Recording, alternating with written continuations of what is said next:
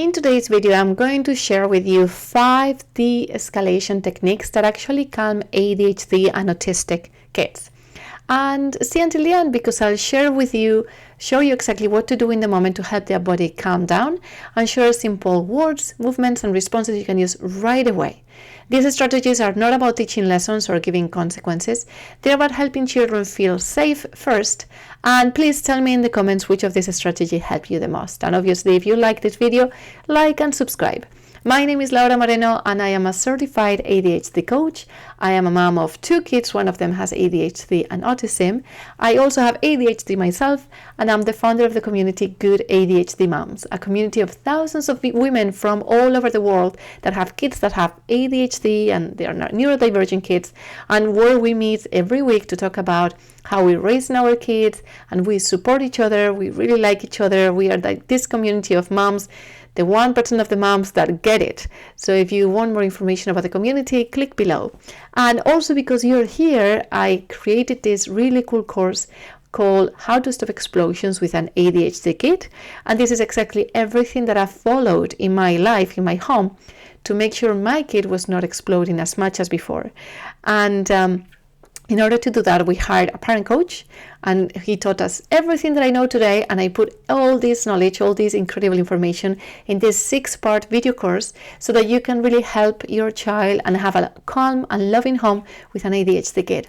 And now onto the topic. So the name of the topic is 5 de-escalation techniques for ADHD and autistic kids.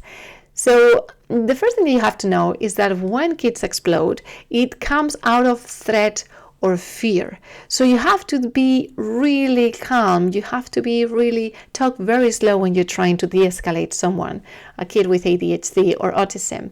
So the first strategy that I'm going to talk about is, first of all, we give them control.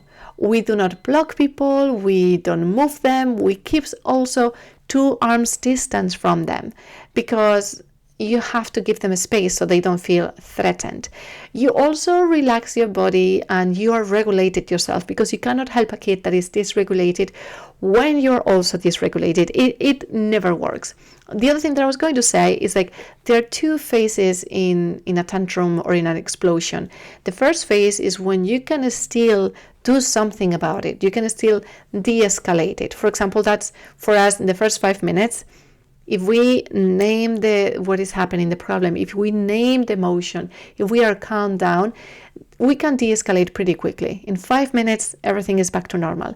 But if 5-10 minutes have passed, we cannot de-escalate. At that point, the only thing you have to do is be there for support and wait 20 to 30 minutes, which is normally what a tantrum takes, to 20 to 30 minutes. So again, don't give them a space. Don't touch them. Don't try to move them. Keep 2 arms distance away, but be there. Please don't leave the room. Don't leave them alone.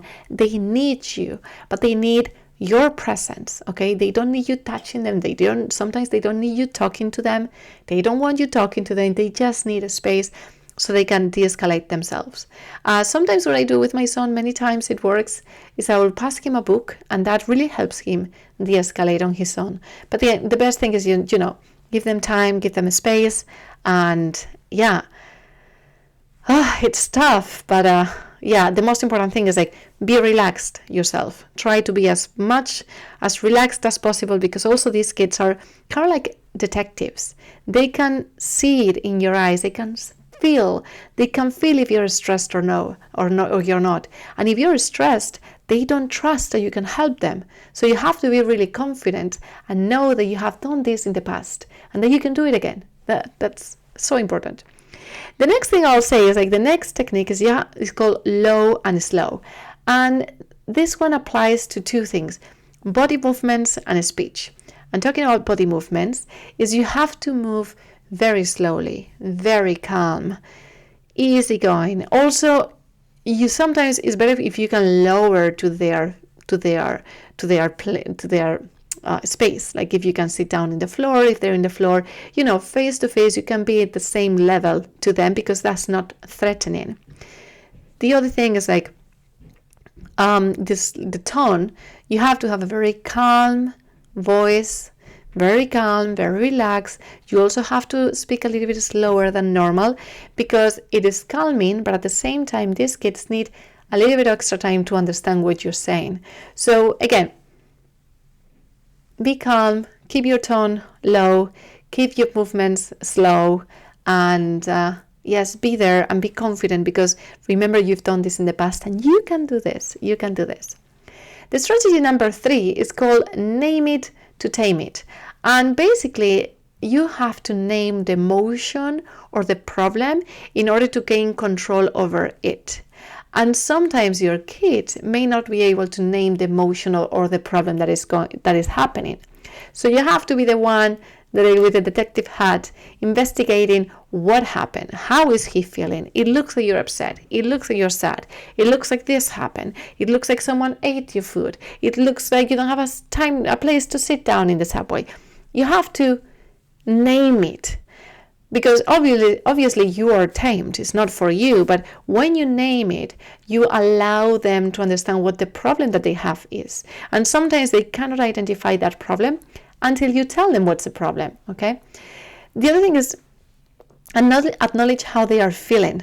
Say that it's okay to be angry as long as you're safe. Feel the empathy. That is, you can also say, many times it works for me, that is so unfair. That is so unfair. I feel so bad about this. And you can even exaggerate, make it even like, that is awful what happened to you. That is so horrible. That is so unfair. So that the other person feels understood. What I'm going to say also is, after that, when they come to you, and my son is very cute with that, after he has a tantrum, and he will come back to me and he will say, Mommy, I'm so sorry that I got upset before. Is it okay?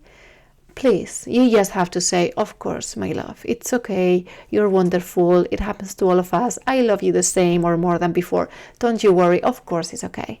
Don't you dare say something like, I can't believe you said that, blah, blah, blah, blah, blah, you have to learn. Please don't say that. That is so harmful. Your job as a mom is to be there for them, is to make them feel safe.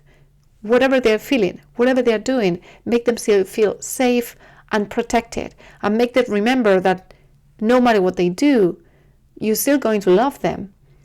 Even if they do things, if they show their emotions, it's okay, you're still going to love them. You don't want them to grow up in a household, in a family, where they don't feel safe, where they feel they have to act in a specific way to be loved, or look a specific way to be loved, like the household that I grew up in. That's really not nice, so don't do that to them. Okay, the next thing, strategy number 4 is ask them what will make them feel better, or what would help, or what could happen next. And many times, if they are very dysregulated, they're not going to be able to talk or tell you what's happening to them. And that's okay.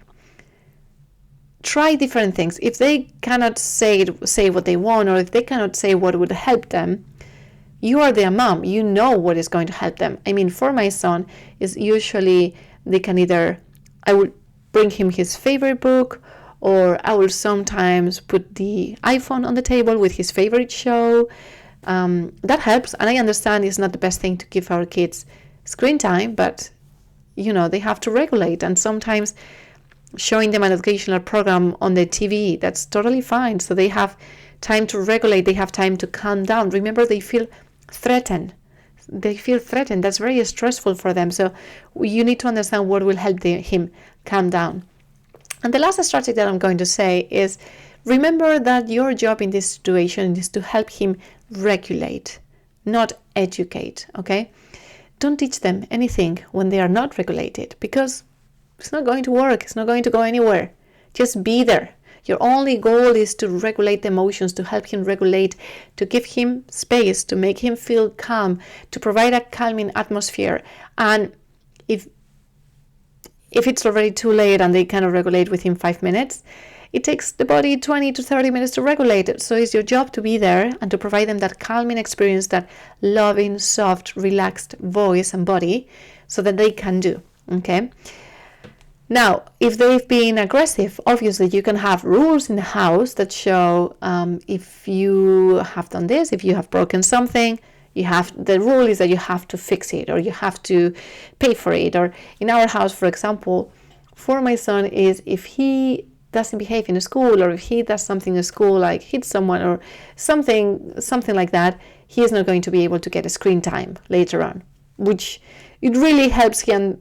These kids love rules. They love rules. So if you're having trouble with a kid that is breaking things, hitting you, things like that, just like have very specific rules that you agree with him in advance that says, if you break something, this is what is going to happen.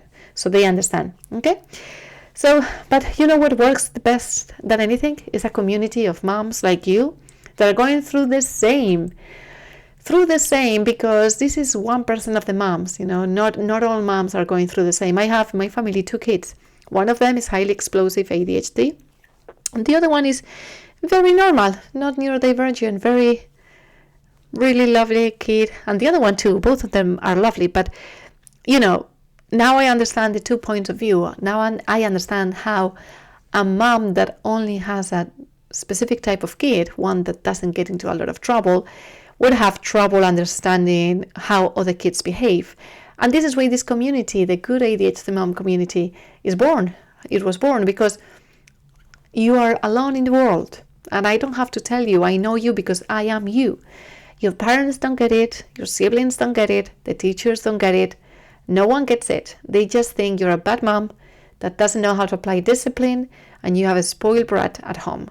And if you're like me at the beginning, also with your partner, with your couple, it's very hard because one of them, you want to be very, very tough on the kid. And the other one wants to give love and support and connection. And you're fighting to see what is the best approach. This is why I created this community, because we need to be together. There's a very specific way of solving this. And there's been plenty of studies on how to solve this. And it is with education and at the same time with medication and parent training. Those are the 2 things that do the best, that impact the best your home with an ADHD kid. And what I'm solving for is the parent education, the parent training, the parent community, the parent support. That is the number 1 thing that impacts your house and how calm your house is, and the education of your child and how they thrive or they don't. And remember that your child is not going to grow out of this. They need you, they need your support. So again, I created this community called the Good ADHD Moms Community because I want you to be there, because I only wish my mom had that information when I was little. So the Good ADHD Moms Community include weekly calls with me and other incredible moms that answer all your questions, and we give ADHD parent coaching, parent training, which is wonderful for you. Each week we give an assignment, and that really works, and that really helps you create a calm and beautiful home. At the same time, we have a private Facebook community where we talk every week and every day. We have comments, and I also include like a training, many trainings in the portal with like how to set up rules for ADHD kids, how to do nutrition and food, how to also create a calm home, what to do in the playroom, like all these things that are so important for us, how to regulate, how to create connecting activities for the kids and you, and then what you have to do is click the link below and enter the link and see everything that is included in this community, and you're going to be shocked because the price is very, very low, and there's a ton of things that are included in this community. So get in there, check the price, check everything that is included, and then put in your name, your email, your contact information, and within a minute your payment information, and click join, and within a minute you'll receive an email from me with a link to the Facebook group and a link to the weekly calls on Fridays, as well as a link to access the portal where you have all these resources. And I tell you, within 1-2 weeks, you're going to feel so much better, so much calmer, so much supported, because a sisterhood of moms like you are together with you, and we can all help you, and it's going to be so, so, so exciting. So join Good ADHD Moms today, and talk to you very, very soon. Take care.